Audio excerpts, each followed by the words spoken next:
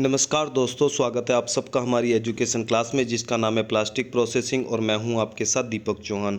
जितने भी लेक्चर हमारे आते हैं, अगर आप लोगों ने वो नहीं देखे हैं तो सबसे पहले आप लोगों को उन्हें देख लेना है ताकि आने वाले जितने भी लेक्चर होंगे फिर आज का जो लेक्चर है उनसे उन्हें आप कोरिलेट कर सको। जल्दी से वीडियो को आप लोगों को लाइक कर देना, दोस्तों को शेयर कर देना है और चैनल पर अगर आप लोग नए हो तो चैनल को जल्दी से सब्सक्राइब कर लें ताकि आने वाले जितने भी लेक्चर होंगे उनके जो नोटिफिकेशन है वो आप लोगों को टाइम टू टाइम मिलते रहें। तो चलते हैं अपने लेक्चर की तरफ। लास्ट लेक्चर 2-3 लेक्चर हमारे आ चुके हैं ऑलरेडी, जिसमें हमने इंजेक्शन मोल्डिंग का जो प्रोसेस है उसकी बात की थी, इंजेक्शन मोल्डिंग के जो हिस्टोरिकल बैकग्राउंड है उसकी बात की थी, उसके बाद में हमने हैंड इंजेक्शन मोल्डिंग देखी थी, उसके बाद में हमने सेमी ऑटोमेटिक इंजेक्शन मोल्डिंग देखी थी, उसके बाद में हमने डिफरेंस देखा था हैंड इंजेक्शन मोल्डिंग और सेमी ऑटोमेटिक इंजेक्शन मोल्डिंग के बीच में। ठीक है, यहाँ तक काफ़ी सारी चीज़ें हो चुकी थी और इन लेक्चर में काफ़ी सारे क्वेश्चन भी कवर किए गए हैं। यानी कि जो क्वेश्चन बनते हैं वो कहीं अलग से नहीं आते हैं, जो भी थ्योरेटिकल पार्ट आप पढ़ते हो क्वेश्चन उसी में से बनाए जाते हैं। इसलिए आप लोगों को थ्योरेटिकल पार्ट होता है उसे बहुत अच्छी तरीके से पढ़ना होता है, समझना होता है और खुद से क्वेश्चन बनाने की भी आप लोगों को आदत डालनी चाहिए, क्योंकि जो भी क्वेश्चन आप लोगों के लिए बना के देता है वो भगवान नहीं है, वो कुछ अलग नहीं है, वो भी थ्योरी में से ही उठाता है क्वेश्चन, इसलिए बस उनकी समझ थोड़ी सी अलग होती है। और अगर आप भी क्वेश्चन आज से ही बनाना कोशिश करना स्टार्ट कर दोगे तो आपकी भी समझ वैसी हो जाएगी। तो आप लोगों को थ्योरी पढ़नी है और क्वेश्चन खुद से बना के ग्रुप इसमें कमेंट में भी आप लोगों को लिखने हैं कि सर हमने ये वाला क्वेश्चन बनाया है, ये क्वेश्चन हमारा कैसा बना। तो चलते हैं अपने लेक्चर की तरफ। आज हम जो डिस्कस करना है उससे पहले हम एक कोट देख लेते हैं। विवेकानंद साहब की ये कोट है, आज्ञा देने की क्षमता प्राप्त करने से पहले प्रत्येक व्यक्ति को आज्ञा का पालन करना सीखना चाहिए। ठीक है, यानी कि ऐसा नहीं है कि पहले से ही इंसान गुरु बन जाता है, पहले उसे शिष्य बनना होता है, शिष्य के बाद में ही उसे गुरु की पदवी मिलती है। तो आप लोगों को सबसे पहले क्या है, आज्ञा मानने की जो है आदत है वो बनानी चाहिए। उसके बाद में आप जब आज्ञा देने लायक बन जाओगे, ज्ञानवान बन जाओगे, तो वो चीज़ें आप लोगों पर सूट करेगी। तो आज हम बात करने वाले हैं fully automatic injection moulding machine की, कि जो सेमी ऑटोमेटिक इंजेक्शन मोल्डिंग थी या फिर हैंड इंजेक्शन मोल्डिंग मशीन थी, उनमें ऐसी क्या कमियां रह गई थी जिसकी वजह से फुल्ली ऑटोमेटिक इंजेक्शन मोल्डिंग लाई गई। इससे पहले मैं आप लोगों को एक बात बता देना चाहता हूं कि जो कंपनी होती है वो कुछ फैक्ट होते हैं जिन पर वो काम करती है, उनकी एक आइडियोलॉजी होती है जिन पर वो काम करती है। पहली आइडियोलॉजी वो ये होती है कि वो जो अपना पैसा बचाने की कोशिश करती है तो वो करती है मैन पावर पे। ठीक है, मान लो कि ये कंपनी ए है, ये कंपनी बी है, ये भी सेम प्रोडक्ट बना रही है और बी भी सेम प्रोडक्ट बना रही है। तो मार्केट में जब कोई प्रोडक्ट जाता है तो मार्केट की डिमांड दो तरीके की होती है। प्रोडक्ट की क्वालिटी अच्छी होनी चाहिए, प्रोडक्ट है वो अट्रैक्टिव होना चाहिए और प्रोडक्ट की जो कॉस्ट है वो कम होनी चाहिए। जब ये प्रोडक्ट पीपी मटेरियल का ये भी बना रहा है और पीपी मटेरियल का बी भी बना रही है कंपनी, तो पीपी मटेरियल ए को जिस रेट मिलेगा पीपी मटेरियल बी को भी उसी रेट मिलेगा। गवर्नमेंट से जो लाइट मिल रही है वो लाइट भी ए को भी उसी रेट मिलेगी और बी को भी उसी रेट लाइट का जो कंजप्शन है वो उसका जो रेट होगा वो मिलता है। जब मैं पानी की बात करता हूँ तो पानी इसे भी इसी रेट मिलता है, इसे भी इसी रेट मिलता है, टैक्स इस पे भी इतना लगता है, टैक्स इस पे भी इतना लगता है। जब दोनों ही चीज़ें बराबर लगती हैं तो जो प्रोडक्ट बन के कोई सी प्रोडक्ट बन के आएगा तो प्रोडक्ट की जो मार्केट कॉस्ट होगी वो भी तो सेम होगी। समझ में आई बात? जब सेम होगी तो आप लोगों को मार्केट में अपना प्रोडक्ट अच्छा बेचने के लिए, अच्छा चलाने के लिए आप लोगों को इसकी कॉस्ट कम रखनी पड़ेगी, क्वालिटी अच्छी रखनी पड़ेगी। तो आप ये कटौती कर कैसे सकते हो, इसके बारे में मैं आप लोगों को बताता हूँ। तो कंपनियां क्या करती हैं, सबसे पहले जो कटौती करती है वो मैन पावर पे करती है। यानी कि कंपनी को जितनी सस्ती मैन पावर होगी उतना कंपनी को बेनिफिट होता है। कंपनी आप लोगों के सामने 10 लाख की मशीन ले आएगी, उसे कोई दिक्कत नहीं है, लेकिन वो 10 एम्प्लॉय के हज़ार रुपये बढ़ा नहीं सकती। वो किस रूप में देखती है, कंपनी एक लॉन्ग टर्म इन्वेस्टमेंट के रूप में चीज़ों को देखती है। अगर वो 1000 रुपये एक ऑपरेटर के बढ़ाएंगे तो उसे हर महीने बढ़ा के देने पड़ेंगे।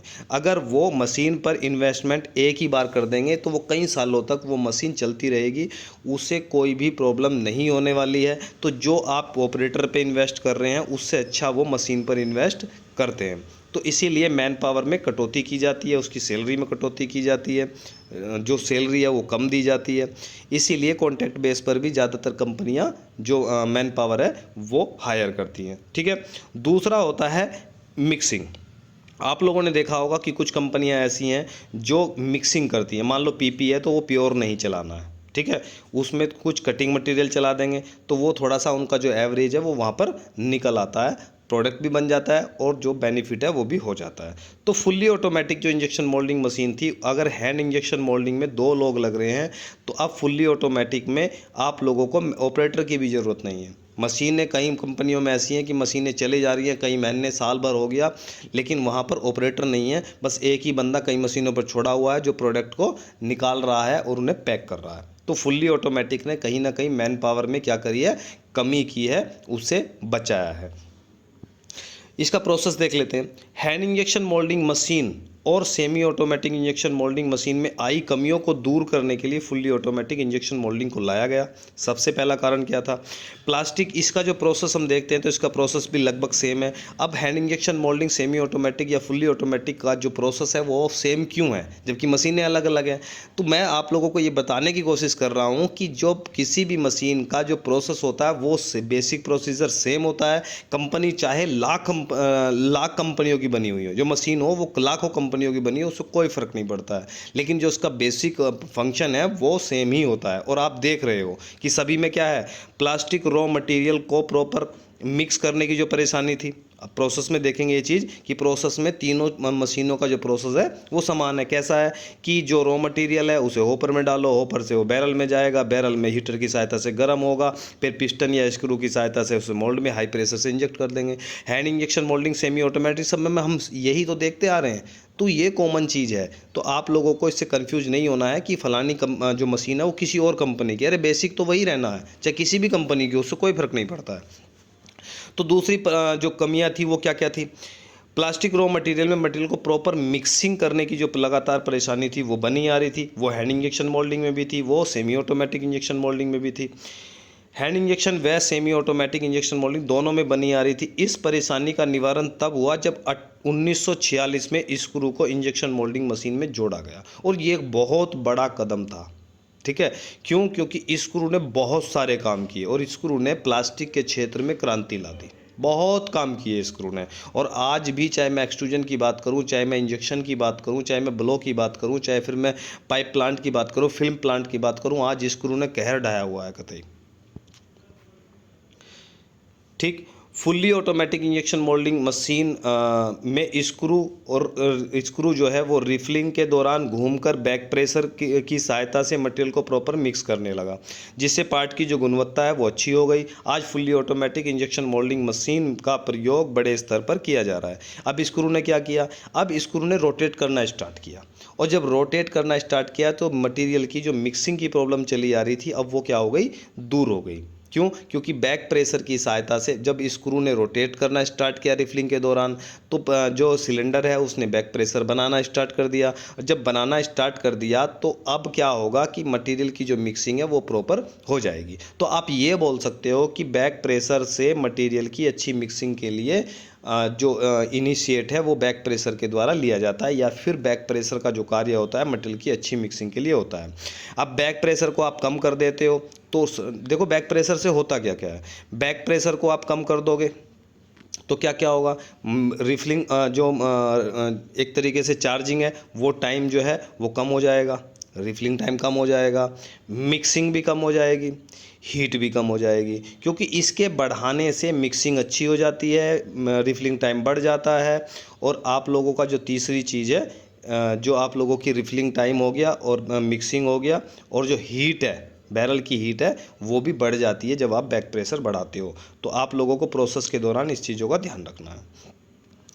मोल्डिंग मशीन का प्रयोग बड़े स्तर पर किया जा रहा है। Fully automatic injection moulding machine के आने से पार्ट की गुणवत्ता में बहुत सुधार हुआ, प्रोडक्शन बढ़ गया तथा मटेरियल को अच्छे प्रकार से मिक्स किया जाने लगा। अब 2 प्रॉब्लम हमारे सामने चल रही थी, कौन कौन सी चल रही थी? पहली थी मिक्सिंग की प्रॉब्लम, तो गुणवत्ता सही नहीं आ रही थी, क्वालिटी अच्छी नहीं आ रही थी। दूसरी थी हमारी साइकिल टाइम में वेरिएशन आ रहा था, लेकिन जब ऑटोमेटिक हो गई तो अब वेरिएशन का टेंशन ही खत्म। और वेरिएशन सीधा सीधा क्या है, साइकिल टाइम से सीधा सीधा प्रोडक्शन जुड़ा है। अगर साइकिल टाइम में वेरिएशन आएगा तो प्रोडक्शन कम ज़्यादा वेरी करेगा ही करेगा। तो जब ऑटोमेटिक मशीन आ गई है तो अब उसमें इतना वेरिएशन नहीं होगा, टॉलरेंस नहीं होगी, तो जो प्रोडक्शन है आपका वो एक तरीके से फिक्स हो जाएगा कि इतने घंटे में इतना प्रोडक्शन आप लोगों का होगा ही होगा। तो हैंड इंजेक्शन जो फुली ऑटोमेटिक है वो आप लोगों के सामने है, वो कुछ इस तरीके की होती है। इसमें 2 यूनिट होती हैं, एक इसे इंजेक्शन यूनिट बोलते हैं, इसे क्लैंपिंग यूनिट बोलते हैं। इंजेक्शन यूनिट का काम जो फाइनली होता है मोल्ड के अंदर मटेरियल को इंजेक्ट करना होता है। क्लैंपिंग यूनिट का जो फाइनल काम होता है वो इंजेक्शन के दौरान मोल्ड पर क्लैंपिंग फोर्स लगा कर रखना होता है ताकि मोल्ड इंजेक्शन के दौरान खुल ना जाए। बाकी ये इसका बेसिक चीज़ थी कि भाई ये काम होता है। उसके बाद में इन कामों को अंजाम देने के लिए या इन्हें कंप्लीट करने के लिए बहुत सारे जो पार्ट होते हैं उनका अहम रोल होता है। ठीक है, जब आप कोई भी काम करते हो या एक गाड़ी है, अगर वो गाड़ी एक स्थान से ए स्थान से बी स्थान तक जा रही है तो आप लोगों को गाड़ी जाती दिखाई दे रही है, लेकिन उस गाड़ी को ले जाने वाले और भी बहुत सारे पार्ट हैं। अगर टायर नहीं होंगे तो गाड़ी जाएगी नहीं जाएगी, इंजन में ऑयल नहीं होगा तब भी गाड़ी नहीं जाएगी, पेट्रोल नहीं होगा तब भी गाड़ी नहीं जाएगी, ड्राइवर नहीं होगा तो तब भी गाड़ी नहीं जाएगी। तो इंजेक्शन मोल्डिंग मशीन का भी थोड़ा सा ऐसा ही रोल है कि जो इंजेक्शन यूनिट होती है उसका काम क्या है, मटेरियल मोल्ड के अंदर मटेरियल को एक तरीके से इंजेक्ट करना, और इसके पीछे बहुत सारे पार्ट काम करते हैं। जैसे बैरल अपना काम करेगा, नोजल अपना काम करेगा, थर्मोकपल अपना काम करेगा, हीटर अपना काम करेंगे, होपर अपना काम करेगा, स्क्रू का जो मोटर होता है वो अपना काम करेगा, एमटीसी थर्मोकपल अपना काम करेंगे, स्क्रू की पोजीशन इंडिकेटर ये अपना काम करेगा, प्रेशर स्पीड टेम्परेचर सब अपना अपना काम करेंगे। लेकिन फाइनल होगा क्या, मोल्ड के अंदर मटेरियल भरना बस।